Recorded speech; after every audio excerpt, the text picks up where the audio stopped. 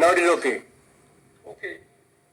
So, you have already introduced the geodiversity and geoheritage. I would just put one thing more that not all are heritage. Some of the rare features, we should call them geoheritage. Let geoheritage not be a waste paper basket term.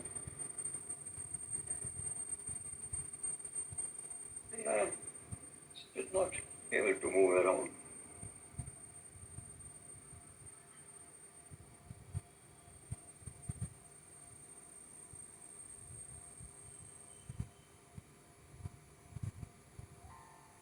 So, geodiversity embraces different type of landforms depicting weathering processes, rock types revealing geological history, fossil telling the age of the rocks and evolution of life, structures, features embodying the tectonic history, mineral deposits, and unique example of these features constitute geoheritage, which should be preserved for research and posterity.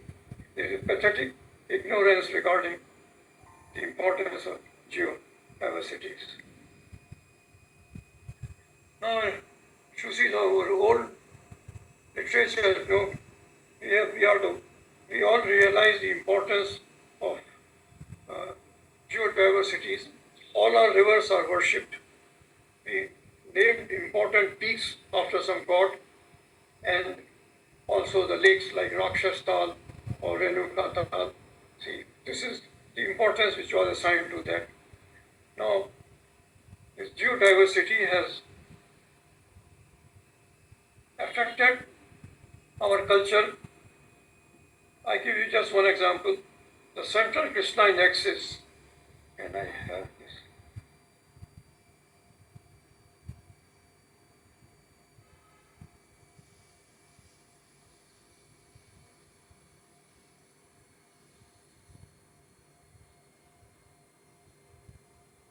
Central crystalline axis used to act as a barrier between the lesser Himalaya and higher Himalaya, because the clouds will not rise up to, they will precipitate much before they rose to that height, and then the area north of it became rainless. Now, with the global warming, at times the clouds are able to rise above it, and that's why we have often rains and even floods in Lahore and Spiti. Now, let us see the landforms. The snow-clad Himalaya with sharply chiseled peaks laden with glaciers. Please excuse me, I'm not able to talk faster. I'm a bit breathless. Now, the snow-clad Himalaya with the sharply chiseled peaks and the laden with glaciers and lakes forms a majestic arc in the northern rampart, which is the source of the perennial rivers forming the lifelines of the Vedic land of Yamuna and Ganga and the lost Saraswati. These are the binary glaciers. This is one glacier which you see in Pin Parvati Pass, and the Aries. These are all glacial forms on which are very typical of the Himalayan. You have very sharply chiseled peaks. Then you have this U-shaped valley which is now occupied by a river. So that shows that earlier glaciation came to an end and the valley was served by the river. And then once the rivers are blocked, you get vast arid places.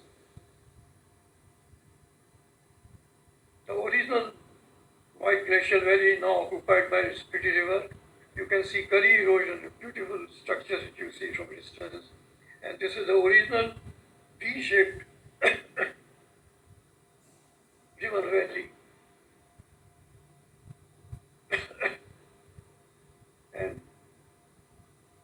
within some of them are glacial-marine and they are glacial-fluvial and fluvial, where the gully erosion has created this, and you have the demoiselles in this Spiti. This indicates partly aeolian erosion.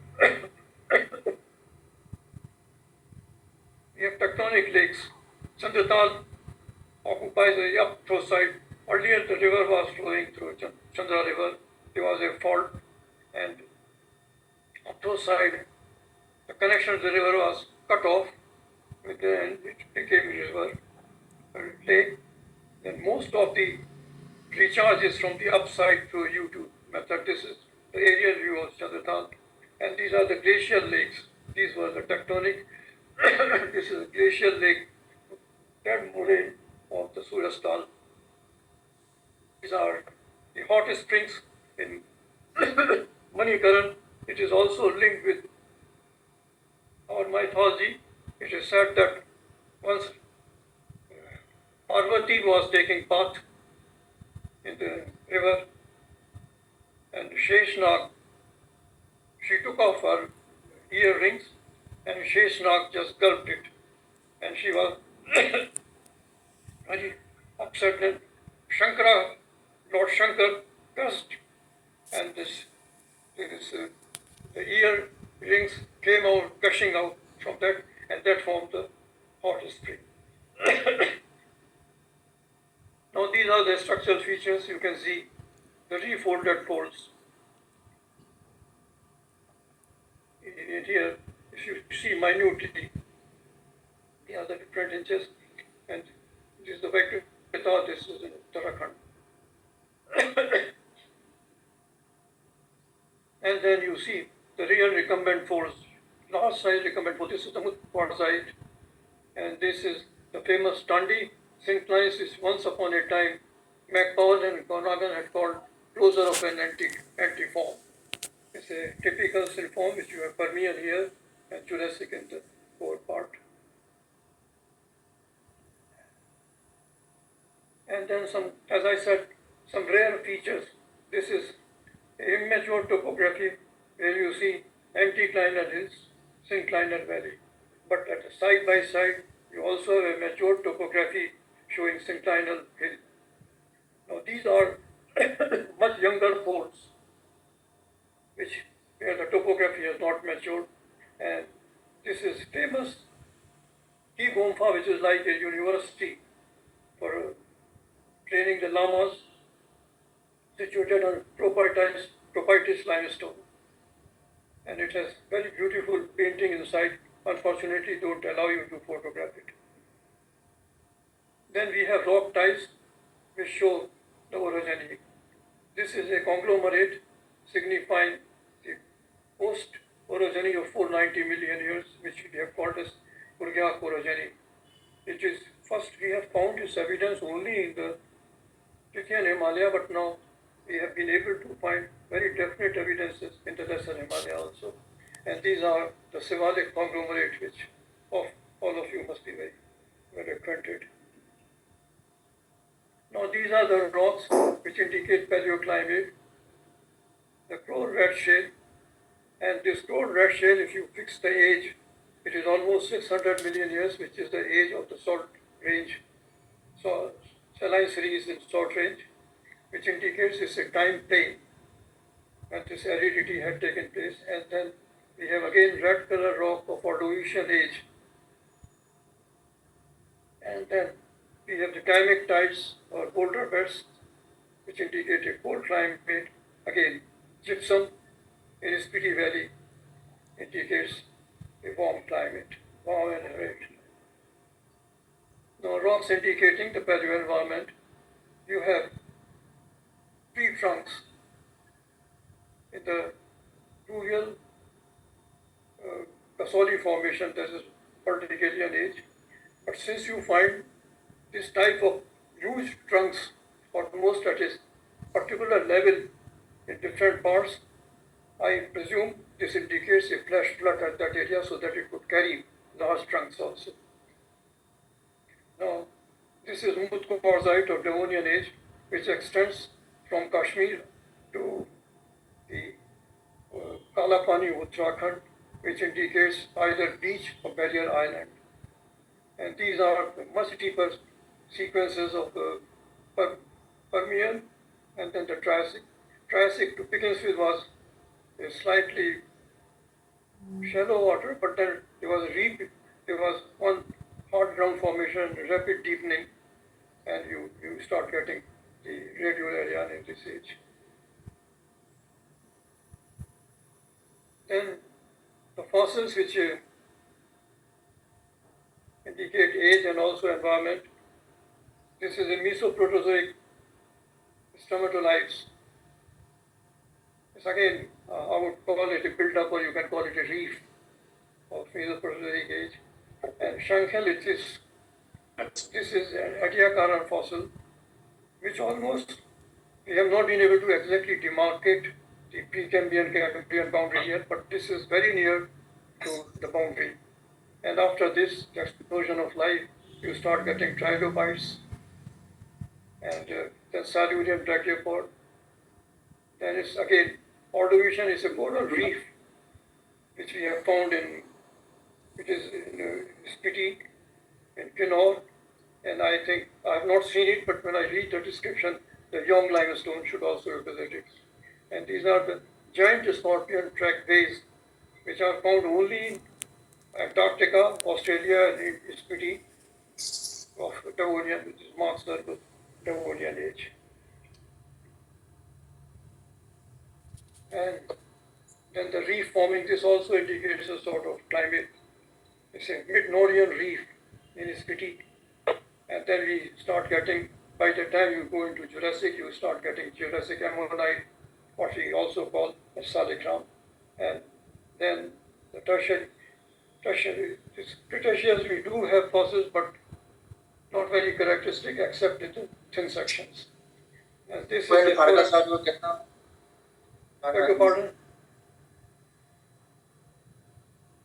And this is Acerina spira ebrardi, which indicates a high sea strength during the mutation, early Eocene part. Now these are the features which indicate angular conformity and orogeny. You can see this is the Cambrian sediment and this is Ordovician. And then the neotectonics, you can see the terraces tilted. This is from Bhutan. And during the Kinnaur earthquake, it developed a series of step faults on the road. You can see them. This is part of neotectonics. And these are the Paleo Lake. You can see a landslide, this lower part, which blocked the Spiti River. And once it blocked, it formed a sort of dam, and in the backwater, the lake sediments were deposited. And since the same level, you get lake deposits all over the Spiti, down to the Sundor. I am tempted to interpret it because of tectonic causes, that it generated series of landslides and vast lake deposit was formed, and you can see the paleoseismites within the lake deposit. Paleoseismites, and even then they are also faulted. Now these are things which we have used, the heritage slates of Chamba and Bhim Kali temple, which is very famous again. It is referred in Durga Shaptashati that Bhima, Durga took incarnation of Bhima. And this is from one single symbolic block that this river, this temple has been carved out.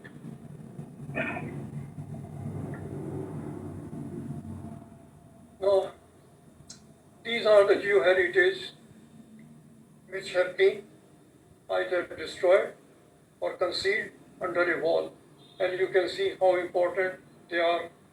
See, one is the Paleoproterozoic Paleosol, which was exposed right on the road for anyone to examine, is concealed under a wall. Shankhalitis, the latest Ediacaran, useful for determining Precambrian boundary. The best exposure has been destroyed along road building. The giant scorpion, which are found only at 3 places in the world, are no more present there because of road construction. This section we had studied with Professor Asif Basu, Permian and Triassic, finding out the type of contact. Again, it is concealed under the wall. The best exposure of coral reef of mid-Norian age is no more is visible because they constructed a canal above it and they took material from it to construct the canal, and all the material which fell down from the canal covered it. Same thing has happened.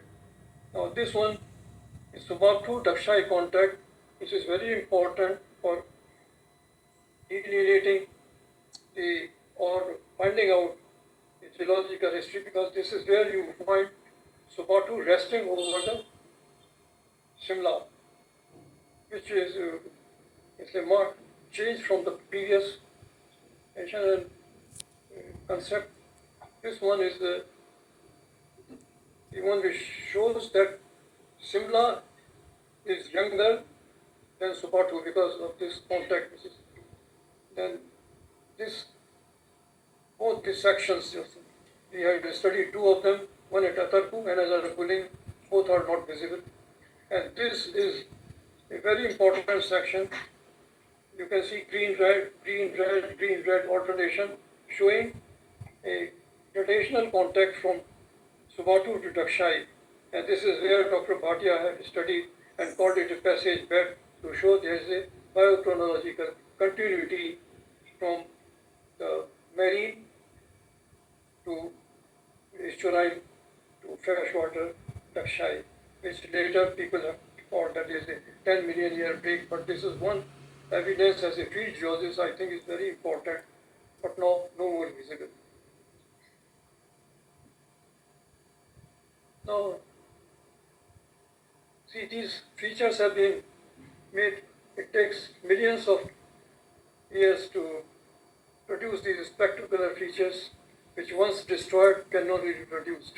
See, archaeological heritage if destroyed, to some extent they can be repaired, restored, but not this. And this is why I always say there is an utter need to educate laymen to respect our geodiversity and geoheritage features, and there should be very strict laws to punish those who cause damage to such features for various reasons. And these areas which are too many features and also have features of social anthropologic importance can be marked geopark. This is one, for example, Ankar Gompa is on a it's a morainic material, mostly morainic material, which has slide down from the greater height. So it's almost a landslide. So it should be preserved because landslides are prone to get resolved. This is the famous Tabo, which is supposed to be Ajanta of Himalaya. It's around more than 1,000 years old now. Now it's the modern, they have given an entrance to this Tabo. And these are the paintings from Tabo which they don't allow us to photograph, so I picked it from the Wikipedia. And you see these are the symphony in the stones. And thank you. Sorry, I'm not in a proper frame of health to give us something better. Thank you.